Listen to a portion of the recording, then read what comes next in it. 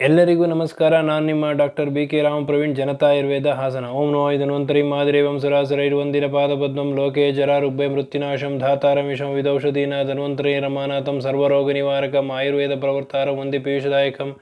ಸರ್ವೇ ಜನ ಸುಖಿನೋ ಭವಂತು, ಸರ್ವೇ ಸಂತು ನಿರಾಮಯ. ಓಂ ಶಾಂತಿ ಶಾಂತಿ ಶಾಂತಿ. ವೀಕ್ಷಕರೇ, ಇವತ್ತಿನ ವಿಷಯ ಕಡಲೆಬೇಳೆ. ನಮ್ಮ ಪೂರ್ವಜರು ಒಂದು ಗಾದೆ ಮಾತು ಹೇಳಿದ್ದಾರೆ, ಅಂಗೈಯಲ್ಲಿ ಮನೆ ಮದ್ದಿದ್ರೆ ಮುಂಗೈಯಲ್ಲಿ ಆರೋಗ್ಯ ಅಂತ. ಅದೇ ರೀತಿ ಇವತ್ತಿನ ಈ ಸಂಚಿಕೆಯಲ್ಲಿ ಕಡಲೆಬೇಳೆಯ ಬಗ್ಗೆ ನಾನು ತಿಳಿಸ್ಕೊಡ್ತೀನಿ. ಅದು ತಿಳಿಸೋಕ್ಕಿಂತ ಮುಂಚೆ ಕೆಲವೊಂದು ವಿಷಯವನ್ನು ಹೇಳ್ತೀನಿ. ನಮ್ಮ ಒಂದು ಈ ಭೂಮಿ, ಈ ಪ್ರಪಂಚ ಆಗಿರೋದೇ ಪಂಚಮಹಾಭೂತಗಳಿಂದ, ಹಾಗೂ ಮನುಷ್ಯನ ಈ ಶರೀರ ಆಗಿರೋದು ಪಂಚಮಹಾಭೂತಗಳಿಂದ. ಈ ಪ್ರಕೃತಿ ಪ್ರತಿಯೊಂದು ಒಂದು ನಿರ್ಮಾಣ ಆಗಿರೋದು ಪಂಚಮಹಾಭೂತಗಳಿಂದ. ನಾವು ಏನೇ ಆಹಾರ ಸೇವನೆ ಮಾಡಿದ್ರು ಆಹಾರಗಳು ಷಡ್ರಸಗಳಿಂದ ಕೂಡಿರ್ತದೆ. ಇದು ಎಲ್ಲದು ಆಗಿರೋದು ಪಂಚಮಹಾಭೂತಗಳಿಂದ. ಆದ್ದರಿಂದ ಸರ್ವಮಿದಂ ಜಗತಃ ಪಂಚಮಹಾಭೂತಾತ್ಮಕಂ ಅಂತ ಹೇಳಿದ್ದಾರೆ. ಈ ಜಗತ್ತಿನಲ್ಲಿ ಪ್ರತಿಯೊಂದು ಸೃಷ್ಟಿಯು ಪಂಚಮಹಾಭೂತಗಳಿಂದಲೇ ಆಗಿರ್ತಕ್ಕಂತಹದ್ದು.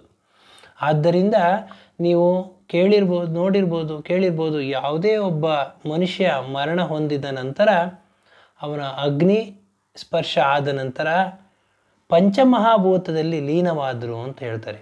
ಅದೇ ರೀತಿ ಮರಣವಾದಾಗಲೂ ಪಂಚಮಹಾಭೂತದಲ್ಲಿ ಲೀನವಾಗ್ತಾರೆ. ಮನುಷ್ಯನ ಹುಟ್ಟುವೇ ಪಂಚಮಹಾಭೂತಗಳಿಂದನೇ ಆಗಿರ್ತದೆ. ಆದ್ದರಿಂದ ಈ ಒಂದು ಪಂಚಮಹಾಭೂತಗಳು ನಮ್ಮ ದೇಹ ಮೇಲೆ ಯಾವ ರೀತಿ ಇರ್ತದೆ ಅಂತಂದರೆ, ನಮ್ಮ ದೇಹ ಮನುಷ್ಯನ ಒಂದು ಸೃಷ್ಟಿ ಆಗಿರೋದು ಪಂಚಮಹಾಭೂತಗಳಿಂದ. ಅದರೊಟ್ಟಿಗೆ ನಮ್ಮ ದೇಹದಲ್ಲಿ 3 ದೋಷಗಳಿದೆ: ವಾಯು, ಪಿತ್ತ, ಕಫ. ವಾತ ಅಥವಾ ವಾಯು ಎರಡೂ ಒಂದೇನೆ. ವಾಯು, ಪಿತ್ತ, ಕಫ.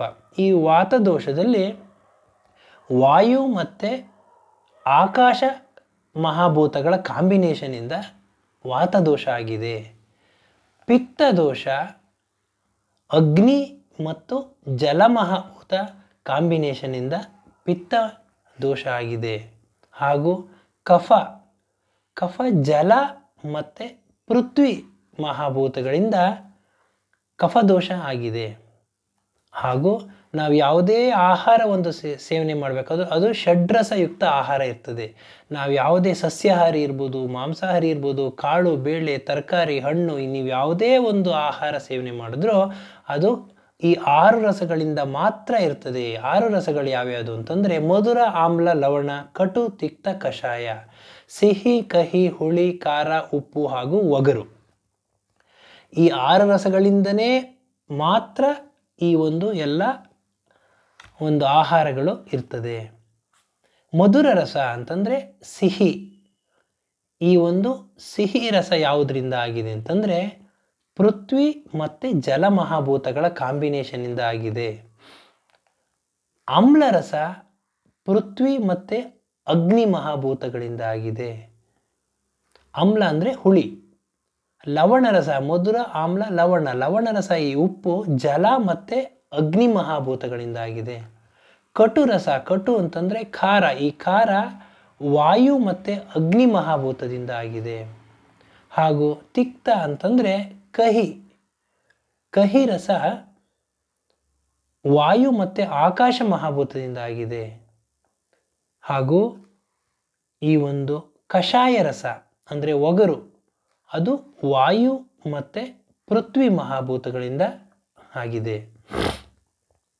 ಇದೇ ರೀತಿ ನಾವು ಏನು ಆಹಾರವನ್ನು ಸೇವನೆ ಮಾಡ್ತೀವಿ ಈ ಪಂಚಮಹಾಭೂತಗಳ ಕಾಂಬಿನೇಷನಿಂದಲೇ ಇರ್ತಕ್ಕಂತಹ ಈ ಆಹಾರಗಳು. ಹಾಗೂ ಒಬ್ಬ ಮನುಷ್ಯನ ಜನನ ಆದಾಗ, ತಾಯಿ ಗರ್ಭದಿಂದ ಶಿಶು ಜನನ ಆದಾಗ ಮಧ್ಯ ವಯಸ್ಸಿನವರೆಗೂ ಕಫ ಪ್ರಧಾನ ಇರ್ತದೆ. ಹಾಗಾಗಿ ನೀವು ನೋಡಿರ್ಬೋದು, ಕೇಳಿರಬಹುದು, ಪ್ರತಿಯೊಬ್ಬ 100ಕ್ಕೆ 100 ಜನ ಮಕ್ಕಳಲ್ಲೂ ಬಾಲ್ಯಾವಸ್ಥೆಯಲ್ಲಿ ಕಫ ಪ್ರಧಾನ ವ್ಯಾಧಿಗಳು ಹೆಚ್ಚು. ಅಂತಂದರೆ ಶೀತ ಇರ್ಬೋದು, ಮೂಗು ಸೋರ್ತಿರ್ಬೋದು, ಮೂಗಲ್ಲಿ ಕೊಣ್ಣೆ ಬರೋದು, ಕೆಮ್ಮು, ಕಫ, ಶ್ವಾಸಕೋಶ ಸಂಬಂಧಿ ಕಾಯಿಲೆಗಳು ಹೆಚ್ಚು. ಮಧ್ಯವಯಸ್ಕನಲ್ಲಿ ಪ್ರಾಯಕ್ಕೆ ಬಂದ ನಂತರ ಮಧ್ಯವಯಸ್ಕನಲ್ಲಿ ಪಿತ್ತ ಪ್ರಧಾನ ವ್ಯಾಧಿಗಳು ಜಾಸ್ತಿ. ಪಿತ್ತ ಪ್ರಧಾನ ವ್ಯಾಧಿಗಳು ಅಂತಂದರೆ ಮೊಡವೆ ಇರ್ಬೋದು, ಕಣ್ಣುರಿ ಇರ್ಬೋದು, ಪಿತ್ತಗಂಧೆಗಳು, ಹೇರ್ ಫಾಲ್ ಆಗೋದು, ಹೆಂಗಸರಲ್ಲಿ ಹೆಣ್ಮಕ್ಳಲ್ಲಿ ಮುಟ್ಟಿನ ಸಮಸ್ಯೆ ಇರಬಹುದು. ಈ ಎಲ್ಲ ಒಂದು ಸಮಸ್ಯೆಗಳು ಪಿತ್ತ ಸಂಬಂಧಿ ಕಾಯಿಲೆಗಳು ಮಧ್ಯವಯಸ್ಕಿನಲ್ಲಿ ಹೆಚ್ಚು.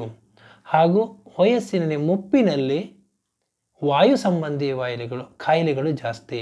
ಅಂತಂದರೆ ಪ್ರತಿಯೊಬ್ಬರಿಗೂ ಒಂದು ವಯಸ್ಸಾದ ನಂತರ ಮೈಕೈ ನೋವು, ಜಾಯಿಂಟ್ಸ್ ಪೇಯ್ನು ಅನ್ನೋದು ಸರ್ವೇ ಸಾಮಾನ್ಯ.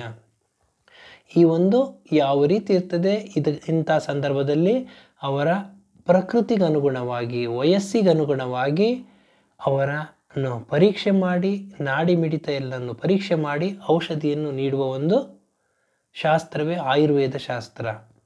ಹಾಗಾಗಿ ಇವತ್ತಿನ ಸಂಚಿಕೆಯಲ್ಲಿ ಈ ಕಡಲೆಬೇಳೆ ಬಗ್ಗೆ ನಾನು ತಿಳಿಸ್ಕೊಡ್ತೀನಿ. ಈ ಕಡಲೆಬೇಳೆ ಪ್ರಮುಖವಾಗಿ ಪೃಥ್ವಿ ಮಹಾಭೂತ ಇರೋದ್ರಿಂದ ದೇಹದಲ್ಲಿ ಈ ಮೂಳೆಗಳು ಹಾಗೂ ಹಲ್ಲಿನ ಆರೋಗ್ಯವನ್ನು ಕಾಪಾಡಿಕೊಳ್ಳಲು ಇದು ಸಹಕಾರಿಯಾಗಿದೆ. ಮೂಳೆ ಸ್ಟ್ರೆಂತ್ ಆಗಬೇಕು ಅಂತಂದರೆ, ಹಲ್ಲಿಗೆ ಒಂದು ಶಕ್ತಿ ಬರಬೇಕು ಅಂತಂದರೆ ಈ ಕಡಲೆಬೇಳೆಯನ್ನು ಸೇವನೆ ಮಾಡೋದು ಉತ್ತಮ. ಈ ಕಡಲೆಬೇಳೆಯನ್ನು ಚೆನ್ನಾ ದಾಲ್ ಅಂತಾರೆ, ಬೆಂಗಾಲ್ ಗ್ರಾಮ್ ಅಂತ ಹೇಳ್ತಾರೆ. ಹಾಗೂ ಮನುಷ್ಯನ ಒಂದು ಕೆಲವೊಬ್ರು ಹೇಳ್ತಾರೆ ಸಣ್ಣಗಿರ್ತಾರೆ, ನಾನು ದಪ್ಪ ಆಗಬೇಕು, ತೂಕ ಆಗಬೇಕು, ವೆಯ್ಟ್ ಆಗಬೇಕು ಅಂತ ಹೇಳ್ತಿರ್ತಾರೆ. ಅಂಥ ಸಂದರ್ಭದಲ್ಲಿ ಮನುಷ್ಯನ ತೂಕವನ್ನು ಹೆಚ್ಚು ಮಾಡಬೇಕಾದ್ರೆ ಈ ಕಡಲೆಬೇಳೆಯನ್ನು ಚೆನ್ನಾಗಿ ಬೇಯಿಸಿ ಅದನ್ನು ಬೆಲ್ಲದೊಂದಿಗೆ ಚೆನ್ನಾಗಿ ರುಬ್ಬಿ ಹೂರಣವನ್ನು ತಯಾರಿ ಮಾಡಿಕೊಂಡು ಪ್ರತಿದಿನ ಸೇವನೆ ಮಾಡೋದ್ರಿಂದ ಮನುಷ್ಯನ ತೂಕ ಹೆಚ್ಚುತ್ತದೆ. ಹಾಗೂ ಈ ಒಂದು ಬಿಕ್ಕಳಿಕೆ ಇದ್ದ ಸಂದರ್ಭದಲ್ಲಿ ಕೆಲವೊಬ್ಬರಿಗೆ ಹಿಕಪ್ಸ್ ಅಂತಾರೆ, ಈ ಬಿಕ್ಕಳಿಕೆಗಳು, ಈ ಯಾವುದೇ ಮಾತ್ರೆ ತಗೊಂಡ್ರು, ಯಾವುದೇ ಔಷಧಿ ಕುಡಿದ್ರೂ ಬಿಕ್ಕಳಿಕೆ ಕಡಿಮೆ ಆಗಿರಲ್ಲ.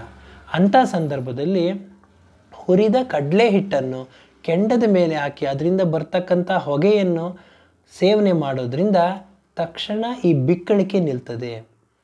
ಇವತ್ತಿನ ಈ ಸಂಚಿಕೆಯಲ್ಲಿ ಕಡಲೆಬೇಳೆ ಮಹತ್ವ, ಪಂಚಮಹಾಭೂತಗಳು, ತ್ರಿದೋಷಗಳು, ಷಡ್ರಸಗಳ ಒಂದು ಮಹತ್ವವನ್ನು ನಾನು ತಿಳಿಸ್ಕೊಟ್ಟಿದ್ದೀನಿ.